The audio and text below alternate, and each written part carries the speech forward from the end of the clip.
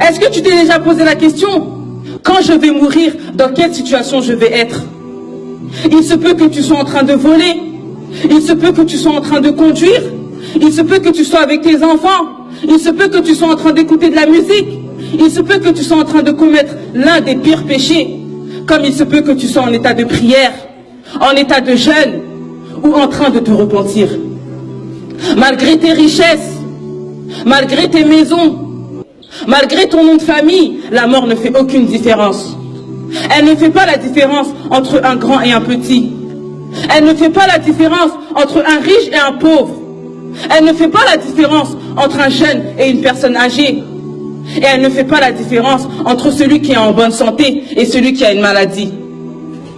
Mon frère, ma sœur, sache que la mort vient subitement, au moment où tu t'y attends pas.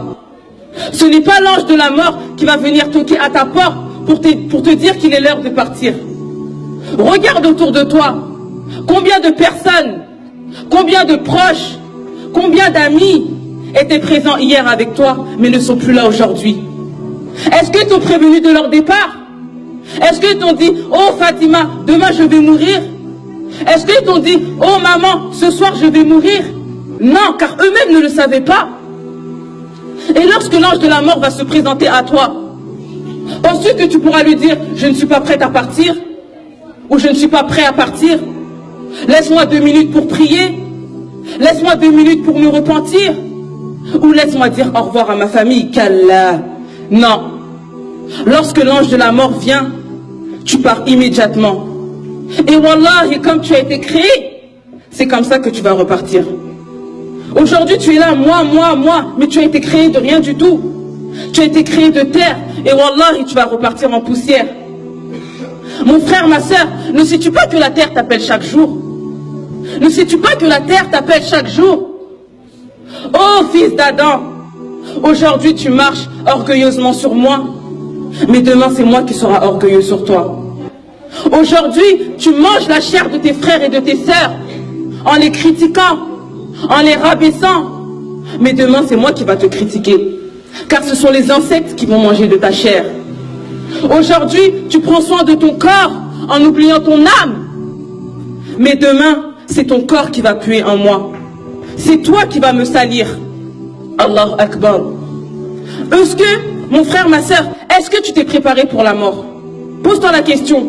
Est-ce que tu t'es préparé pour la souffrance de la mort? Car la mort est telle une souffrance que tu ne peux pas imaginer. Car même le meilleur homme sur terre, celui à qui le paradis a été promis, celui qui ne commettait aucun péché, celui qui était l'envoyé d'Allah, celui qui était l'ami intime d'Allah, notre maître Mohammed sallallahu alayhi wa sallam, a connu la souffrance de la mort. وَكَانَ يَمْسَحُ وَجْهَهُ بِالْمَاءِ وَهُوَ يَقُولُ لَا إِلَهَ إِلَّا اللَّهِ إِنَّ لِلْمَوْتِ لَسَكَرَاتٍ لَا إِلَهَ إِلَّا اللَّهِ Inna lil mawti la sakarat. Illallah. Inna lil mawti la sakarat. Le prophète alayhi salatu wassalam, alors qu'il se rinçait le visage avec de l'eau, il disait, il n'y a pas de divinité en dehors d'Allah. Certes, la mort est difficile. Certes, la mort comporte des souffrances. Certes, la mort n'est pas facile. Alors que lui, c'est le prophète d'Allah. C'est Allah qui l'a choisi. Mais il a souffert au moment de sa mort. Qu'en est-il de nous aujourd'hui? Nous qui commettons des péchés. Alors wallahi, au moment de notre mort, on va souffrir.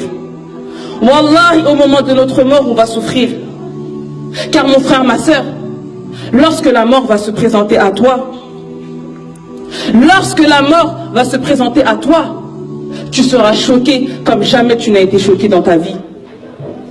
Tu vas être touché par une souffrance que wallah tu n'avais jamais rencontrée tout au long de ta vie. Tu verras tes proches, tu verras ta famille. Mais Allah subhanahu wa ta'ala aura décidé que ce jour-là, même le plus grand des médecins ne pourra pas venir en ton aide.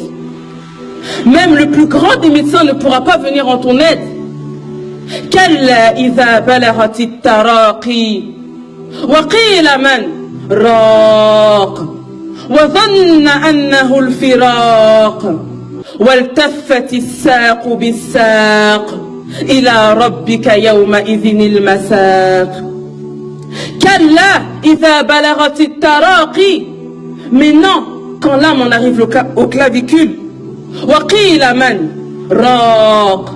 Et qu'on dit, qui est exorcisseur? Qui est médecin? Où sont les médecins aujourd'hui pour guérir cette personne? وَظَنَّ أَنَّهُ الْفِرَاقِ. Et que l'agonisant est convaincu que c'est la séparation, que c'est la mort. وَالْتَفَّتِ السَّاقُ بِالسَّاقِ. Et que la jambe s'enlace dans la jambe. C'est-à-dire que ce sont les difficultés de tes derniers instants sur terre qui vont se mélanger aux difficultés de tes premiers jours dans l'au-delà. Car ce jour-là,